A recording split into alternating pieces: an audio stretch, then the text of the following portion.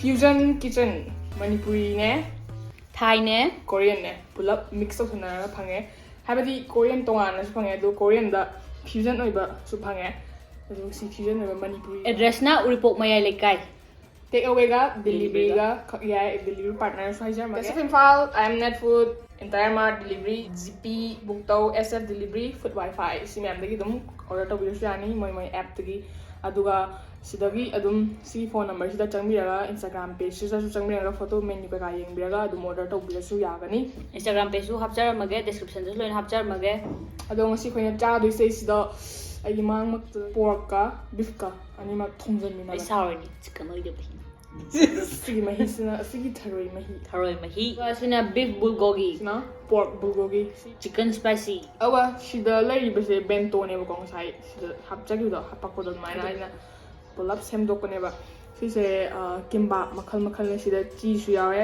morok atekpa su yawe si dum fusion oi de ne ba adagi sina crispy tempura do oi do ne ba ado kam no sumira la liga ado di khangdre ado sisina inong no ibo ko amta cha di sise cheese egg rolls yawe cheese yawe chicken yawe atai su yawe duga sina kakdugi haidana radish kimchi duga sigi sina black potato corn dogs yawe ba do corn dog ko koina sing thok pa yengena sahali ado sisu hape crispy fried chicken sweet and spicy ram do man sise ado sigi sina akoina tharoi ga chana ba na Korean kimchi fried noodles oi do male ado rice noodles japchae gi noodles ji mane do ma'am na order to bini ga di Sunday to Monday loina mak weekdays lema working oi ba pung 10 na tare phauba aduga Manipuri ga item sina tharoi thongba ne sigi sine aduga chagem pomba ne yawe sigi sina Saturday Sunday khatang phangdo ba pung amadagi horoga adu mixed pork and beef tinuti gi phangani ado menu hapchar mage sida Thai Korean adagi Manipuri fusion ga na pulap tonga na phajana yawne ma'am na atai sina taba chabining ma pot yawroga su adum order tawroga chathok piro si khoina Korean food hai tar su sidi anou oi doine ba na chaba se haujarage ma'am tari mo khol si adum monda nu ai na tabiro Uripok ta lai harau bagi ne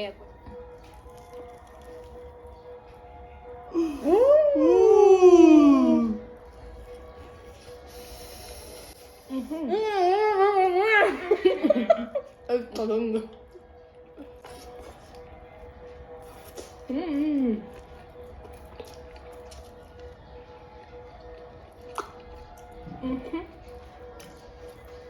Thôi, học tôi dạo. Mà cái nào ăn rồi thì bạn chỉ phụ tôi sẽ.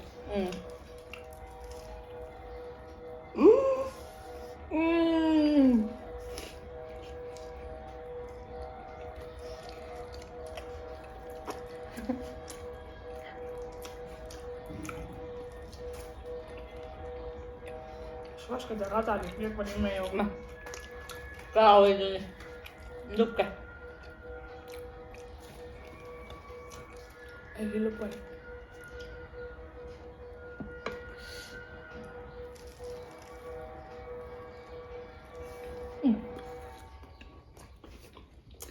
Santi. Cheese na ko ne. Sauce yaw ne manong da.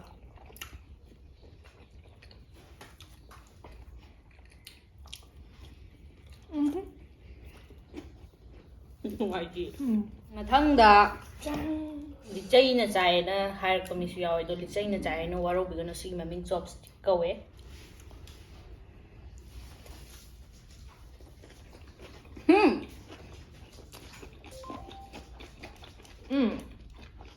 mua cho bây giờ mà nằm cái đó tôi vẫn thuộc rồi fusion kimbap này hả cheese cái nào vậy ai dùng sải đến ngày đi cái bạn này hồi đun mới nó hầu này đang thắp đi được kìa mấy dầu đi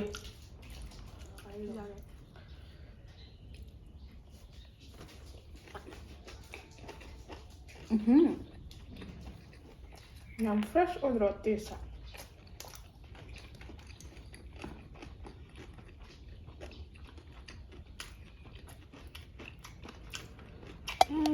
김치주. 치즈만 남은 거도.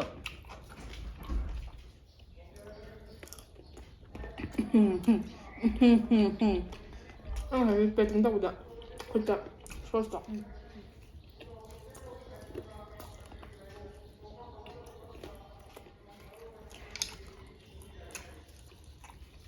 맨날 너 김밥都没有说啥不也好呗？ 토마토 야외 시제 소스. 뭐라고 해야 돼? 컴백 거기다 여기. 일단은 야외.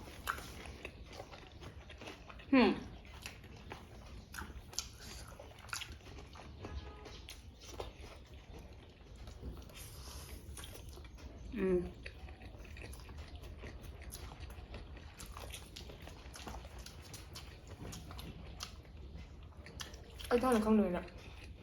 Cô noodles chắc nó cái nó hao đi còn khai là mình được ạ. Hàm đấy. chicken kasi pati na yaw dulu ya. Kimchi hao ya.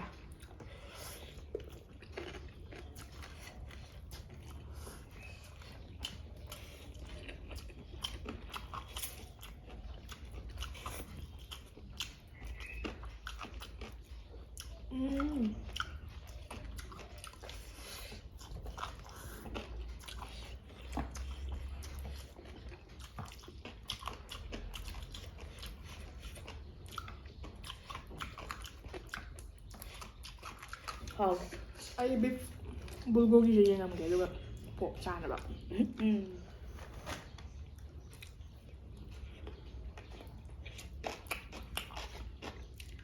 Makon. Phải không?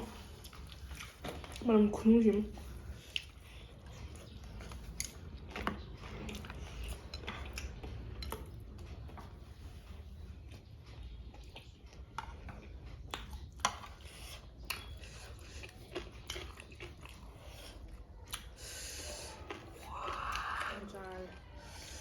Pork bulgogi. Sudah gitu kau nak loncaran ni dah.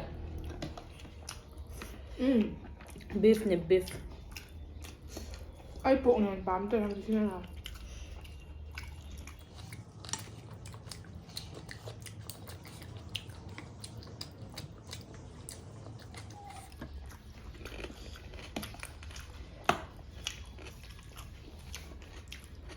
Không chắc.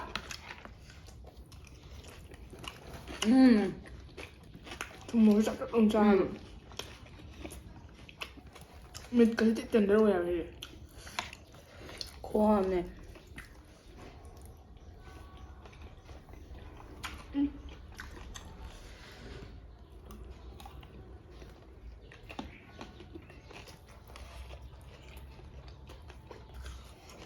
Hầu rồi. Đi đi.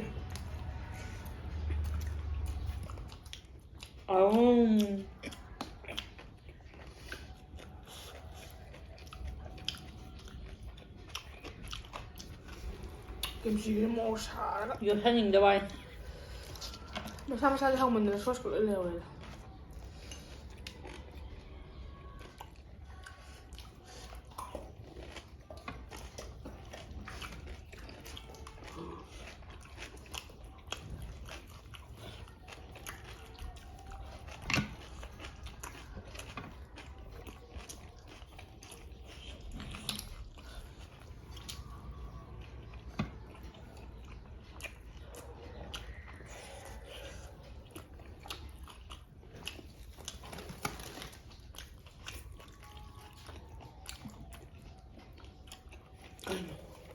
Nên để cho ra được. Ở thôi vậy.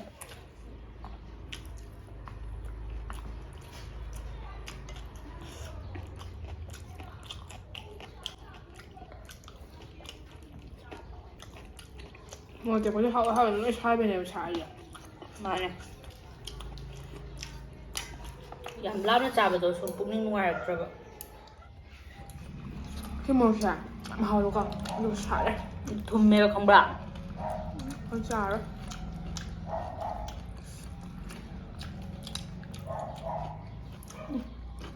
bulgogi khó chả. Plate bay sang nó hình chiên. Plate bay rồi thì thằng mình sẽ bên rồi không bạc.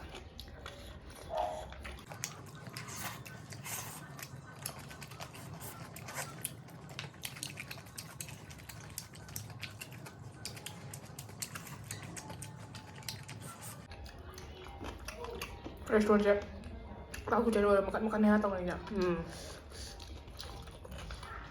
Korean food ꯍꯥꯏꯔꯒ Korean test ꯄꯨꯔꯥ focus ꯇꯧꯕ ꯑꯃ ꯁꯨꯃꯥꯏꯅ fusion ꯄꯨꯊꯣꯛꯑꯒ ꯍꯥꯎꯅꯕ ꯍꯣꯠꯅꯕ ꯑꯃ ꯍꯥꯎꯋꯦ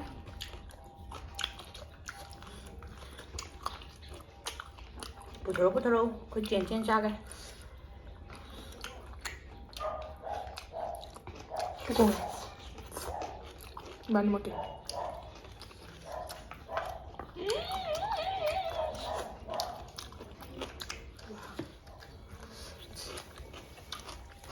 special spicy chicken ne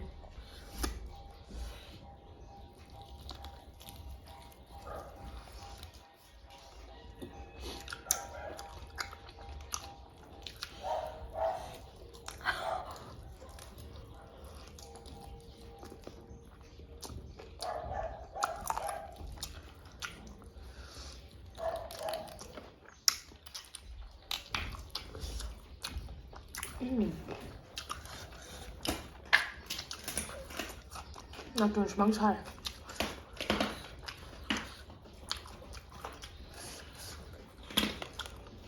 Em đang ra tôi từng đấm tăng cái lai kìa. Ô cái khá trời đây bà. Rồi mấy. mà nó ngầm nhau lên mẹ không buồn phòng lên nè Bà. hai ba Quá. Hậu ạ. Ấy là hai nè. Thôi chứ cái của mình không được thùng trắng người ta thì sao còn gì nữa nó buồn. Em hao này. Thùng thì nó tìm mày hao nữa chẳng nè. Mẹ một cái nợ xác sẽ kita ngi ngu je. Si lỗi mà si xác kita ngi ra được này bà. Hay là gì? Tharoi nó sum hapak pa này mà nó. Wow cái đó. để nói cái gì đấy mà thôi mà lúc đây mấy ông mới chỉ có mấy ra rồi tắt video ba Dura, tuh. Mana? Ana lang kuya na yan, na ko na tara. Tuh ba so boy minang mutu.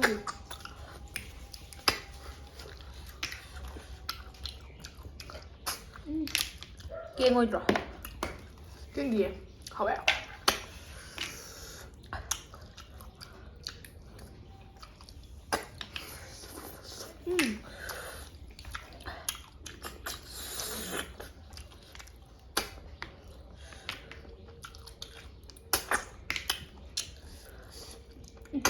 Mà mai là vẫn cậy.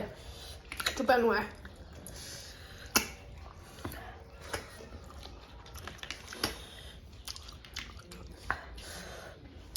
Hảo ạ.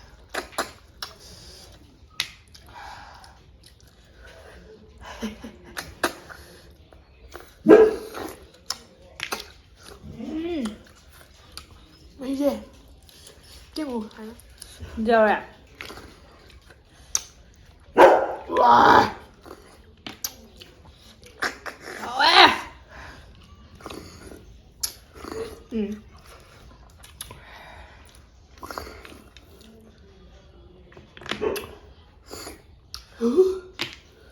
Đây là sầu bấm nhau đấy.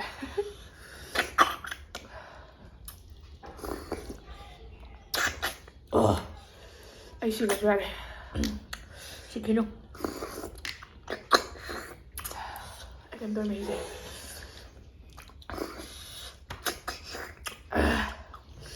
야 나니 또 지글지글. 지글지글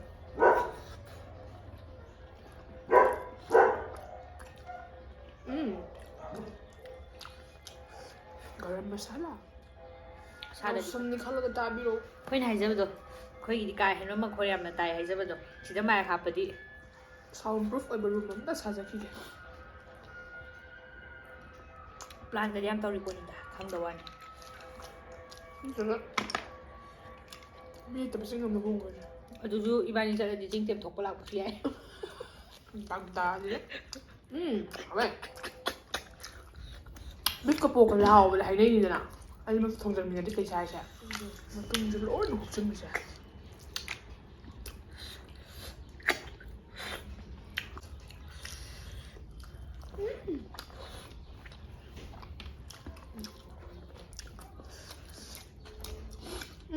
ꯂꯝꯕꯥ ꯆꯧꯔꯥ ꯑꯃ ꯂꯩꯔꯦ 와. 방해. 야시디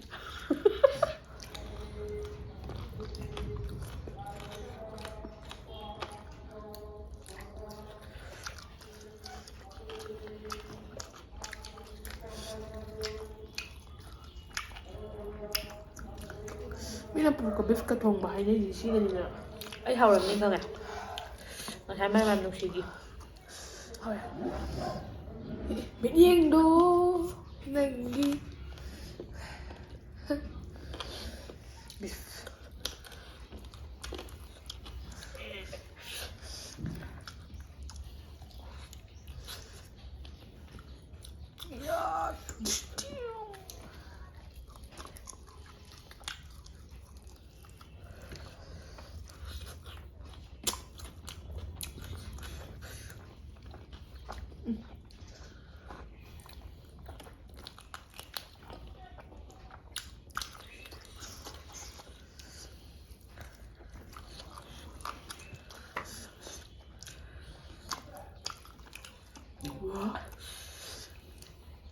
저거 뭐야 우리 민호이 봐 먹네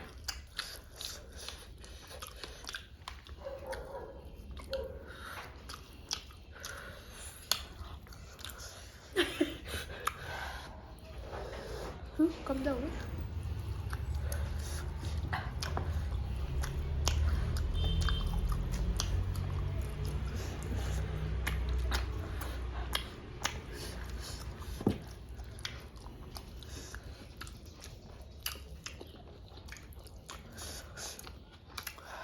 Cái mua xay hay sao đấy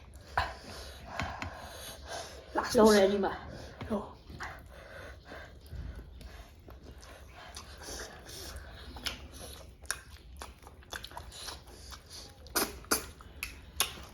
Ôi, cái đồ lên mình rồi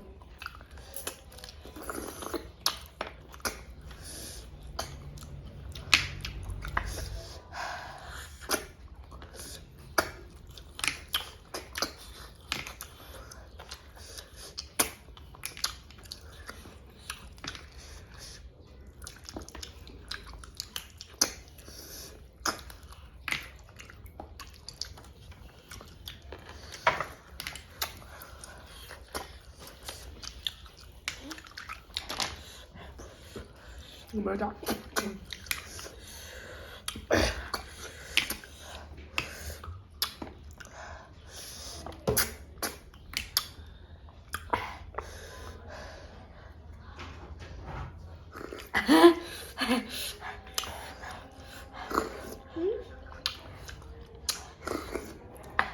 미안한데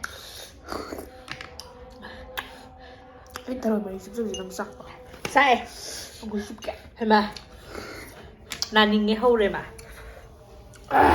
Mẹ ăn Fusion kitchen 우리복 Mayai Sida Thai, Manipuri, Korean loinamak fusion yaure Manipuri gi item Tharoi thongba, chagem pomba aduga atai khar su si mini su yaubase si tawbining ka taradi Sunday ga Saturday ga 뿡 아마다기 aduga any atopa item sidi anytime Sunday or su Monday or su dum 뿡 따라되게 좀 야래 tare phau phangani ado ma'am na Uripok mayar kai chatlaga lokhat pide sha ani aduga delivery service ngasai khar panjagi do adu ma'am sai ni tobi be ani ꯑꯗꯨꯒ ꯃꯣꯏꯒꯤ phone ꯅꯝꯕꯔꯗꯒꯤꯁꯨ ꯑꯗꯨꯝ ꯇꯧꯕ ꯌꯥꯔꯅꯤ Instagram follow tꯧꯁꯟꯕꯤꯔꯣ ꯑꯗꯣ ꯃꯣꯔꯣꯛꯁꯨ ꯌꯥꯝ ꯁꯥꯔꯦ ꯌꯥꯝ ꯍꯥꯎꯔꯦ ꯌꯥꯝ ꯃꯍꯥꯎ ꯑꯝꯇꯪ ꯌꯦꯡꯕꯤꯌꯨ ꯑꯗꯨꯒ ꯈꯪꯒꯅꯤ ꯊꯔꯣꯏꯒꯁꯨ ꯃꯁꯥ ꯊꯤꯟꯅꯥꯜꯂꯦ ꯉꯁꯤꯒꯤ ꯑꯣꯏꯅꯗꯤ ꯃꯇꯥꯡ ꯁ꯭ꯋꯥꯏꯁꯤꯗ ꯚꯤꯗꯤꯑꯣꯁꯦ ꯂꯣꯏꯁꯟꯖꯔꯒꯦ ꯑꯩꯈꯣꯏ ꯚꯤꯗꯤꯑꯣꯁꯦ ꯅꯨꯡꯉꯥꯏꯕꯔꯒꯗꯤ ꯂꯥꯏꯛ ꯇꯧꯕꯤꯔꯝꯃꯣ ꯇꯧꯕꯤꯔꯝꯃꯣ ꯑꯗꯨꯒ ꯆꯦꯅꯦꯜꯁꯤꯕꯨ ꯁꯞꯄꯣꯔꯠ ꯇꯧꯕꯤꯕꯅ ꯁꯕꯁꯀ꯭ꯔꯥꯏꯕ ꯇꯧꯗ꯭ꯔꯤꯕ ꯌꯥꯎꯔꯒꯗꯤ ꯇꯧꯁꯟꯕꯤꯔꯝꯃꯣ ꯂꯣꯏꯁꯤꯜꯂꯛꯄꯗ ꯃꯌꯥꯝ ꯄꯨꯟꯕ ꯑꯃꯨꯛꯀꯁꯨ ꯍꯟꯅ ꯄꯨꯅꯦꯝꯖꯔꯤ